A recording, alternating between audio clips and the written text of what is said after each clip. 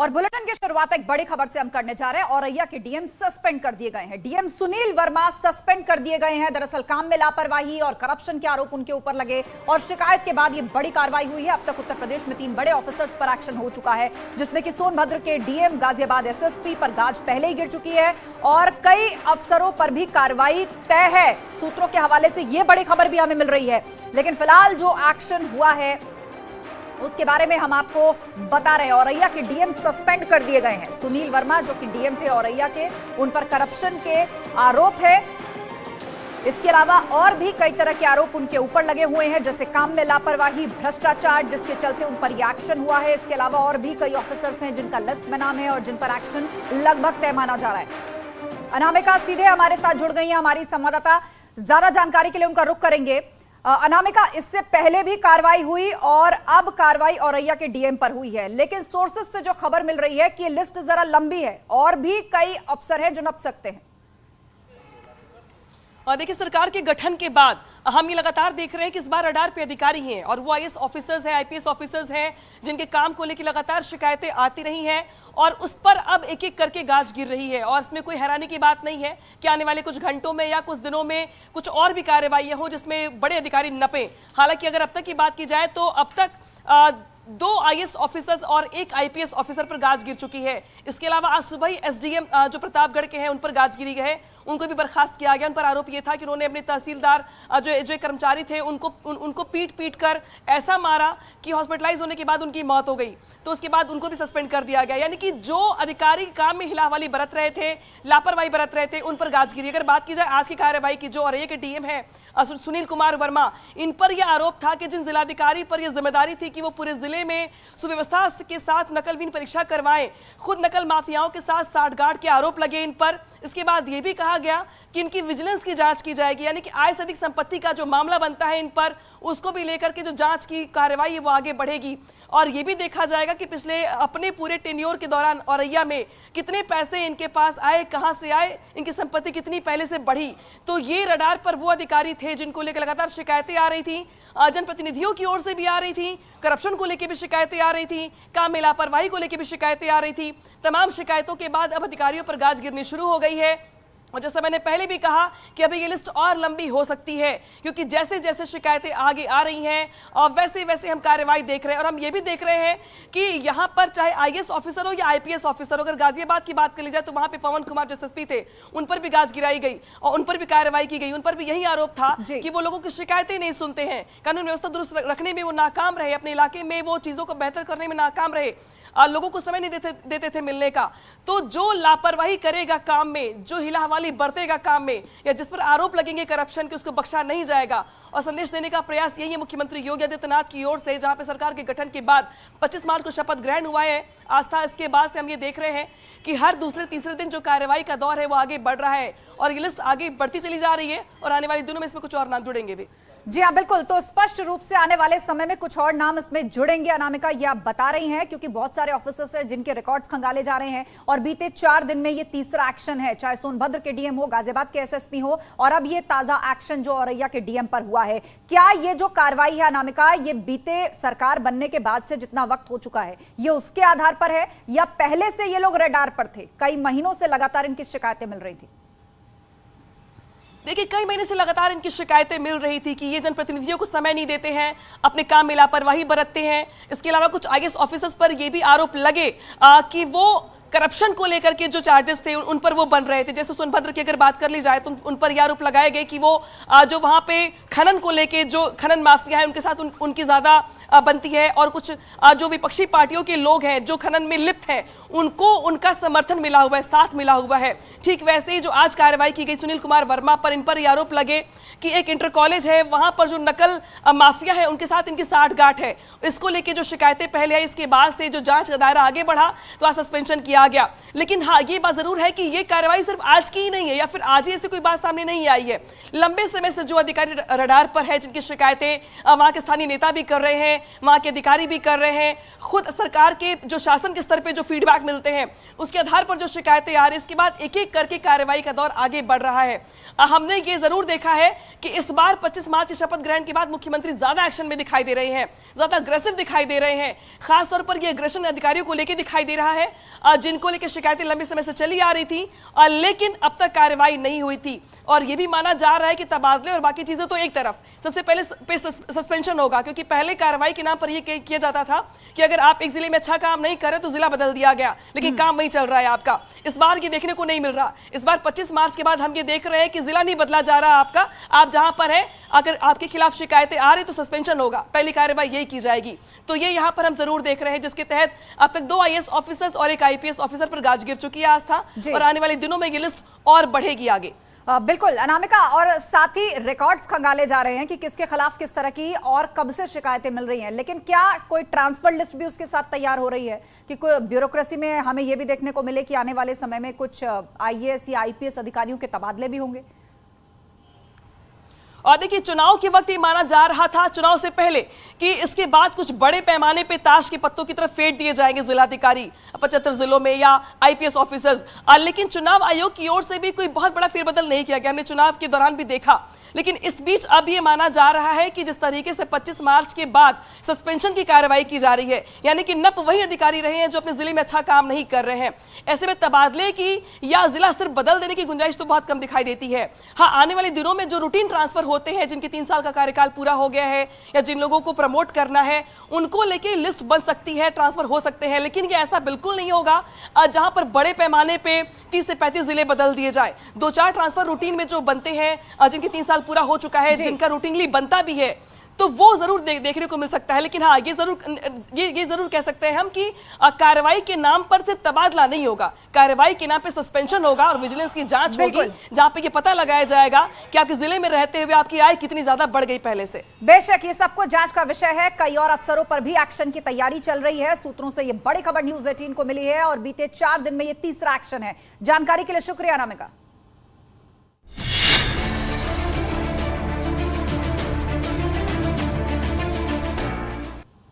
और अब बात एक और बड़ी खबर की। गोरखपुर के गोरखनाथ मठ में हमले को लेकर इस वक्त की सबसे बड़ी खबर आ रही है, और खबर यह कि हमलावर मुर्तजा का जाकिर नाइक कनेक्शन सामने आया है। हमलावर मुर्तजा जाकिर नाइक के वीडियोस देखता था और सोर्सेस के मुताबिक यूट्यूब पर मुर्तजा के जाकिर नाइक के वीडियो देखने के सबूत मिले हैं। और इस बीच गृह विभाग ने हमले को आतंकी साजिश करार दिया है। हमला बड़ी साजिश की तैयारी थी। ADG ने इस बात को कहा है। कुछ दिन पहले नेपाल से ये संदिग्ध घुसे थे भारत के अंदर और इन संदिग्धों ने गोरखनाथ मठ की रेकी भी की थी। सूत्रों के हवाले से ये बड़ी जानकारी हमें मिल रही है। अयोध्या और काशी की भी रेकी की गई। 3 से 4 हफ्ते तक ये रेकी की गई थी और हमले के दौरान आरोपी ने धार्मिक नारे भी लगाए थे। आज शाम गोरखपुर पहुंचेंगे मुख्यमंत्री योगी आदित्यनाथ, ये भी खबर हमें मिल रही है। तो इस वक्त की बड़ी खबर हम आपको बता दें, गोरखपुर में गोरक्षनाथ मठ पर हमले का जो आरोप है मुर्तजा पर लगा है और कहा जा रहा है कि उसका जाकिर नाइक कनेक्शन सामने आया। यूट्यूब पर सबूत मिले हैं कि वो जाकिर नाइक के वीडियो देखा करता था। ADG लॉ एंड ऑर्डर ने क्या कुछ कहा वो आपको सुनवाते हैं। शासन के द्वारा सभी महत्वपूर्ण संस्थानों और वाइटल इंस्टॉलेशन जिसको हम कह सकते हैं, उनकी सुरक्षा योजना पुनरीक्षित की गई है और उसके तहत ही वहां अधिक पद भी स्वीकृत किए गए हैं। जो आज के थ्रेट परसेप्शन है उसके साथ समय समय पे इन योजनाओं का, सुरक्षा योजनाओं की समीक्षा शासन स्तर पे तथा स्थानीय स्तर पे अगर कोई नए डेवलपमेंट होते हैं तो उसके हिसाब से की जाती है और अंत में शासन के द्वारा उसे स्वीकृत किया जाता है। उसके तहत ही गोरखनाथ मंदिर, अयोध्या जी, वाराणसी और मथुरा और इसके साथ साथ जो अन्य महत्वपूर्ण बिल्डिंग और संस्थाएं हैं उनकी सुरक्षा एक सुरक्षा योजना के तहत की गई थी, जिसके तहत ही वहां तैनात बहादुर पुलिसकर्मियों ने इस पूरे घटना को विफल कर दिया और कोई बड़ी घटना नहीं होने दी। अगर ये व्यक्ति अंदर प्रवेश कर जाता तो जहां आम व्यक्ति दर्शनार्थी वगैरह हैं उनको बहुत ही ज़्यादा क्षति पहुंच सकती थी और स्थिति बेकाबू भी हो सकती थी। तो मौके पर मौजूद अधिकारियों ने बहुत ही संयम का परिचय देते हुए उसको गिरफ्तार किया है। वो व्यक्ति आज न्यायिक हिरासत में जाएगा, उसका प्रॉपर जो उसको चोट लगी है उसका इलाज भी कराया जा रहा है तथा हमारे जो साथी जिन्हें चोट लगी थी उनको भी बीआरडी मेडिकल कॉलेज में एडमिट। इस पूरे घटना की विवेचना यूपी एटीएस को दी गई है और यूपी एटीएस अब इसकी विवेचना टेक ओवर कर रही है। साथ ही साथ माननीय मुख्यमंत्री जी ने यह भी आदेश दिया है कि हमारी जो दोनों एजेंसीज है यूपी एटीएस और यूपी एसटीएफ, ये जो है घटना के अनावरण हेतु संयुक्त रूप से कार्य करेंगे। माननीय मुख्यमंत्री जी ने जो 3 लोगों ने जो हमारे 2 पुलिस कांस्टेबल्स, 2 पीएससी कांस्टेबल्स और जो पुलिस के कांस्टेबल्स ने इस घटना को विफल किया और खुद जो है जाबाज रूप से बहादुरी से काम किया है, Shri Gopal Gaur constable PSC, Shri Anil Paswan constable PSC और श्री अनुराग राजपूत कांस्टेबल नागरिक पुलिस, इन सब लोगों ने जो बहादुरी का काम किया है, तो इसमें मुख्यमंत्री जी ने इनको 5 लाख रुपया जो है नगद घोषित किया है और वो इनाम शासन की ओर से इनको बहुत जल्दी ही दिया जाएगा। साथ ही साथ मुख्यमंत्री जी ने ये आदेश दिए हैं, जैसा अभी एडीजी एलओ साहब ने बताया, इसके लैपटॉप मोबाइल पर जो भी डिटेल्स हैं, जिन लोगों से ये जुड़ा हुआ रहा है, इनकी सबकी बहुत गंभीरता से जांच करें और जरूरत पड़े तो प्रदेश के बाहर भी जहां भी इसके जो है ट्रैक होगा उसको जो है हम लोग अनावृत करेंगे और प्रभावी कार्रवाई इस पर सुनिश्चित करेंगे। और इस वक्त की एक और बड़ी खबर हम आपको बता दें, गोरखनाथ मठ में हमले के आरोपी मुर्तजा से पूछताछ लगातार जारी है। पुलिस और जांच एजेंसियां मुर्तजा से हमले की वजह जानने की कोशिश कर रही हैं। आखिर मंदिर क्यों आया था मुर्तजा, ये पूछा जा रहा है। हालांकि पूछताछ में मुर्तजा कुछ भी साफ साफ नहीं कह रहा। दूसरी तरफ मुर्तजा ने नेपाल जाने की बात भी कबूली है, लेकिन वो नेपाल कब गया ये नहीं बता पाया। तो लगातार एजेंसियां मुर्तजा से पूछताछ कर रही हैं। परसों से बताते हैं, परसों मेरे बड़े पापा थे, अब पता है सम्मान आया अगर बताया? हाँ बताया आगे बताया। तो उन्होंने कहा देखो भाई ये थोड़ा सीरियस लग रहा है, सीसीटीवी भी देखा, सबको लग रहा है कि पुलिस वाले हैं और ये सम्मान का ऐसे कह रहे हैं और तो सीरियस लग रहा है, तो देख लो भाई क्या है, कहीं यहाँ रहोगे कहीं जाओगे। तो हमें लगा कि हाँ भाई हो सकता है रात 3 बजे आकर हम पुलिस गए, फिर हम डर गए, बहुत ज़्यादा डर गए। तो फिर हम नौगढ़ के निकल लिए, एक बैग लेके जो काला बैग वही, वहाँ से नेपाल से जाएंगे। नेपाल में मतलब पुलिस किस बात का डर था तुम? कुछ है क्या प्रॉब्लम? पुलिस इन्वेस्टिगेशन से डर रहे, माइंड में है। किस चीज़ का? कोई बात हुई है, कोई इंसिडेंट? नहीं, वो मेरे बड़े पापा कह रहे थे कि क्या है, सोचो कुछ भी हो गया, मतलब प्राइवेट हो गया क्या, या कुछ भी सोचो, हमारे पिछली शादी हो गई, कुछ केस किया है क्या, आप सोच रहे दिमाग लगा रहे हैं क्या हो सकती है। हमारा नहीं कुछ लग नहीं रहा है, फेक ही लग रहा है। फिर पापा गए तो पापा आए थे उस टाइम किराएदारी का काम करके, तो उसमें वही थे, तो कहने से कुछ सीरियस लग रहा है कुछ। नहीं ठीक है, पुलिस की कोई बात नहीं, वहाँ जाने क्या जरूरत है? हम सोचे कि फॉर इमीडिएट पर्पस ये है कि किसी और के घर जाओ और फिर फोन भी ट्रेसेबल ना हो। तमाम थाने है, चौकी है, वहाँ जाने के। कल वहाँ क्यों गए थे मंदिर में? हुआ क्या कि हम जब नेपाल में गए, थोड़ा खराब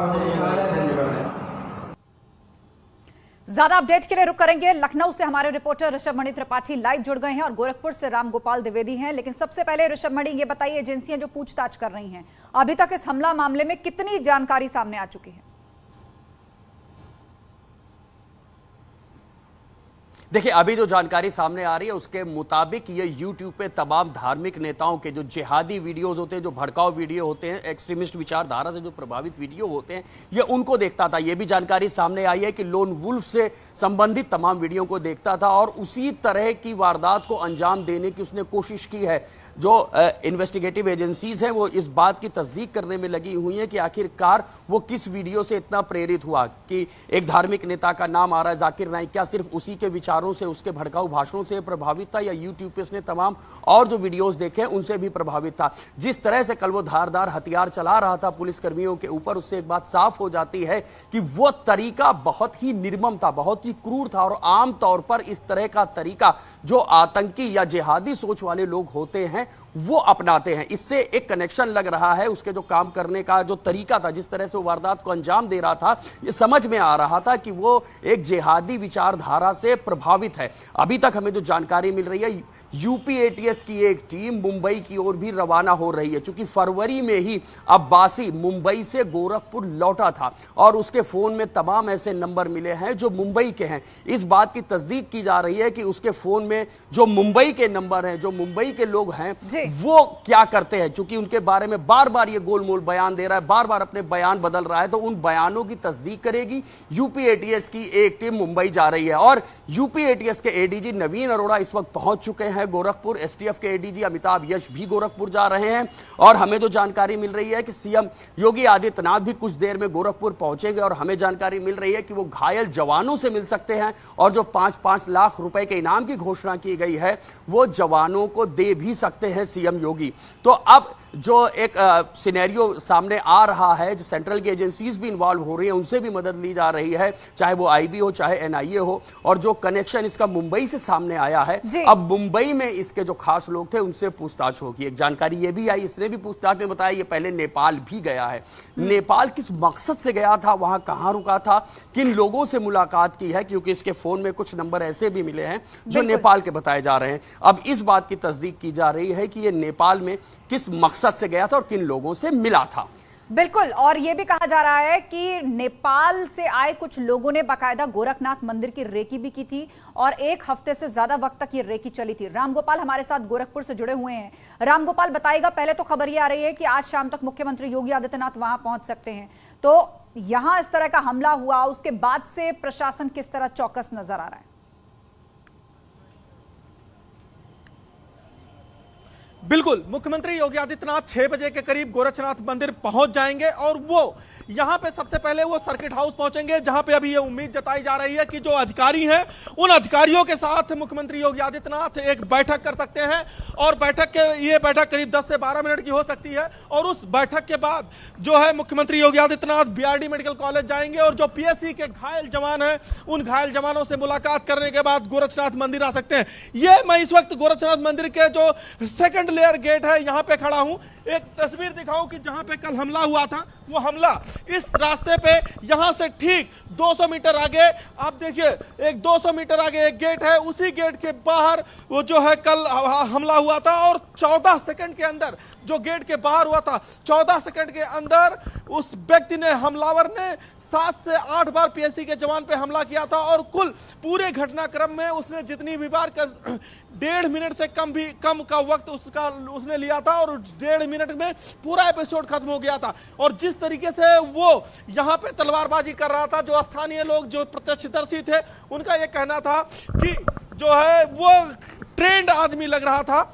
वो आउटर कार्डन है जहां पे सुरक्षा व्यवस्था होती है और ये उसके बाद ये दूसरे लेयर के कार्डन की व्यवस्था होती है। एक बार वहां से चेकिंग होती है और वहां से लोग अंदर आते हैं, फिर मंदिर परिसर में घुसते हैं। लेकिन अगर आपको गोरखनाथ मंदिर में अंदर जाना है तो यहां से बाकायदा चेकिंग होती है, उसके बाद फिर अंदर यहां से एंट्री मिलती है और फिर तीसरी इनर कार्डन की एक और सुरक्षा। एक और बड़ी खबर सामने आ रही है कि अब से कुछ ही देर में जो आरोपी जिसको पकड़ा गया है उसको कोर्ट में पेश किया जा सकता है। और वहां पे ये देखने वाली बात होगी कि पुलिस, एसटीएफ, एटीएस की टीम उसको रिमांड पे लेती है या फिर वो न्याय की हिरासत में जेल भेज दिया जाता है। आप इस वक्त गोरखनाथ मंदिर में ही मौजूद हैं और आप वो पूरा भी दिखा रहे हैं और आज शाम मुख्यमंत्री 6 बजे खुद भी वहां पर पहुंचेंगे, इस पर नजर बनी रहेगी। फिलहाल आपको सीधे लिए चलते हैं, मुख्यमंत्री योगी आदित्यनाथ कुछ कह रहे हैं।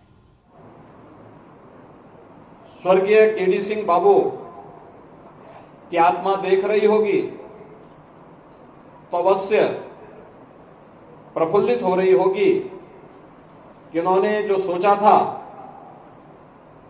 उसको उनकी वर्तमान पीढ़ी किसी न किसी रूप में आगे बढ़ाने का कार्य कर रही है। हॉकी भारत का राष्ट्रीय खेल है और हॉकी दुनिया को भारत की देन है। ओलंपिक में एक समय भारत का दबदबा था और जब मेजर ध्यानचंद या केडी सिंह बाबू इस हॉकी के कैप्टन के रूप में भारत का प्रतिनिधित्व करते हुए किसी भी ओलंपिक में या किसी अंतर्राष्ट्रीय प्रतियोगिता में भाग लेते थे तो उस समय पूरी दुनिया उनके खेल के जादू को देखते हुए झूम उठती थी। और यही कारण है आजादी के बाद 1948 में ओलंपिक में और 1952 के ओलंपिक में भी भारत ने गोल्ड मेडल जीता था। 1952 का गोल्ड मेडल उस समय भारतीय हॉकी टीम के कप्तान स्वर्गीय केडी सिंह बाबू ही कर रहे थे। स्वाभाविक रूप से हम सबको अपनी इन विभूतियों पर गौरव की अनुभूति होनी चाहिए। भाइयों बहनों, यह वर्ष हमारे लिए अत्यंत महत्वपूर्ण वर्ष है। स्वर्गीय केडी सिंह बाबू का यह जन्म शताब्दी वर्ष भी है। 2 फरवरी 1922 को लखनऊ के ही बगल के जनपद बाराबंकी में उनका जन्म हुआ था। और जब हम शताब्दी वर्ष में इस आयोजन के साथ जुड़ रहे हैं, विगत 2 वर्ष वैश्विक महामारी कोरोना से जूझते हुए व्यतीत हुई। उसका सामना करते हुए पूरी दुनिया की मानवता इसके खिलाफ जूझती हुई दिखाई दी। भारत के अंदर प्रधानमंत्री मोदी जी के नेतृत्व में कोरोना प्रबंधन का बेहतरीन प्रबंधन करने का प्रयास किया गया, जिसमें व्यक्ति के जीवन को बचाने और जीविका को बचाने दोनों के प्रबंध थे। फ्री में टेस्ट, फ्री में उपचार, फ्री में वैक्सीन, जरूरतमंदों को फ्री में भोजन की व्यवस्था, फ्री में राशन की व्यवस्था, ये सभी उपाय करने में व्यतीत हुए। खेलकूद की गतिविधियों में, शिक्षण संस्थाओं को प्रारंभ करने में कठिनाई हुई थी, लेकिन उसी चुनौती के बीच से रास्ता भी निकालना था। जब ओलंपिक में विगत वर्ष भारतीय टीम को एक बार फिर से प्रदर्शन करने का अवसर मिला, तो आजादी के बाद का सबसे बड़ा ओलंपिक दल टोक्यो ओलंपिक में गया। उन्होंने वहां पर बेहतरीन प्रदर्शन किया और बेहतरीन प्रदर्शन करके अपनी प्रतिभा का लोहा मनवाने का काम भी किया। भारतीय ओलंपिक ने वर्षों बाद अच्छा प्रदर्शन किया था और इसीलिए हम लोगों ने लखनऊ में टोक्यो ओलंपिक में गई भी भारतीय टीम जिन्होंने मेडल जीते थे उन्हें और उत्तर प्रदेश के सभी प्रतिभागी खिलाड़ियों के सम्मान का एक समारोह इकाना स्टेडियम में आयोजित किया था। उस भव्य आयोजन का साक्षी पूरा लखनऊ वासी और पूरा प्रदेश वासी बना था, जिसमें हम लोगों ने सभी उत्तर प्रदेश के प्रतिभागी खिलाड़ी और ओलंपिक में मेडल प्राप्त करने वाले खिलाड़ियों को सम्मानित किया था। और यही कार्य हम लोगों ने पैरालंपिक में भी किया था। टोक्यो में आयोजित हुए पैरालंपिक में जो कोरोना कालखंड के तत्काल बाद जो आयोजन हुआ था, इसमें भी जिन टीमों ने उसमें प्रतिभाग किया था, उन सभी टीमों में भारतीय खिलाड़ियों ने जो मेडल प्राप्त किए थे, उन खिलाड़ियों को हमने मेरठ में बुला करके उन्हें आमंत्रित करके उनका सम्मान किया और उत्तर प्रदेश के सभी पैरालंपिक खिलाड़ियों को भी हम लोगों ने मेडल देकर के इस अवसर पर उन्हें सम्मानित करने का कार्य किया। हॉकी पर हम सबको गौरव की अनुभूति होनी चाहिए और इस खेल के लिए जितना कुछ भी प्रयास आगे बढ़कर के होना चाहिए हमें करना चाहिए, क्योंकि उत्तर प्रदेश तो इसकी आधार भूमि रही है। हमने हॉकी के जादूगर मेजर ध्यानचंद, केडी सिंह बाबू के अलावा Mohammad Sadiq, Ravindra Pal, Syed Ali, doctor RP Singh, Shri Sujit Kumar, Shri Rajnish Mishra, Mohammad Shakeel, Devesh Chauhan, MP Singh, Jagveer Singh, Vivek Singh, Rahul Singh, Tushar Khandekar, Danish Murtaza, Lalit Upadhyay, Prem Maya, Ranjana Srivastava, Manju Bisht, Pushpa Srivastava, Rajni Joshi, Vandana Kataria, Rituja Kumar Arya सहित अनेक खिलाड़ी न केवल प्रदेश में बल्कि पूरे देश में भी और दुनिया में भी भारत के गौरव को हॉकी के माध्यम से आगे बढ़ाने का कार्य किए हैं। और हम सब जानते हैं कि स्वर्गीय केडी सिंह बाबू ने तो हॉकी के माध्यम से उत्तर प्रदेश के गौरव को न केवल आगे बढ़ाया बल्कि उत्तर प्रदेश का जब खेल निदेशालय गठित हुआ 1974 में, तो उत्तर प्रदेश के पहले खेल निदेशक के रूप में भी उन्होंने उत्तर प्रदेश के अंदर खेल की गतिविधियों को कैसे आगे बढ़ाया जाना चाहिए, इन सभी को बड़ी मजबूती के साथ आगे बढ़ाने का कार्य किया, जिसके माध्यम से खेलकूद की गतिविधियों का एक केंद्र बिंदु उत्तर प्रदेश बना। आज हम उनकी शताब्दी वर्ष के आयोजन के साथ जुड़ रहे हैं और ये 32वीं जो यहां पर आज आयोजन हम लोग अंडर 14 के आयोजन के साथ हम आज यहां पर जुड़ रहे हैं, ये सचमुच स्वर्गीय केडी सिंह बाबू के प्रति हमारी एक श्रद्धांजलि है कि खेल के प्रति जो उनका लगाव था, इस खेल के माध्यम से उन्होंने जहां भारत को दुनिया के अंदर सम्मान दिलाने का कार्य किया, वही उस समय उन्होंने अपने इस कालखंड में अनेक खिलाड़ियों को आगे बढ़ने का भरपूर अवसर दिया, उन्हें एक मंच दिया, उन्हें प्रोत्साहित करने का भरपूर अवसर भी उपलब्ध कराया। और आज हम सब इस आयोजन के साथ जुड़ रहे हैं। आज के इस अवसर पर मुझे केवल आपसे यही कहना है कि उत्तर प्रदेश में वर्तमान में हम लोग प्रदेश का पहला स्पोर्ट्स यूनिवर्सिटी का कार्यक्रम मेजर ध्यानचंद के नाम पर, हॉकी के जादूगर मेजर ध्यानचंद के नाम पर हम लोगों ने मेरठ में स्पोर्ट्स विश्वविद्यालय निर्माण की कार्रवाई को आगे बढ़ाया है। यही नहीं, हम लोगों ने प्रदेश के अंदर अनेक वह कार्यक्रम प्रारंभ किए हैं जिससे खेल और खिलाड़ी दोनों को प्रोत्साहन मिले, चाहे वह हर जनपद में स्टेडियम और मिनी स्टेडियम बनाने की कार्रवाई हो।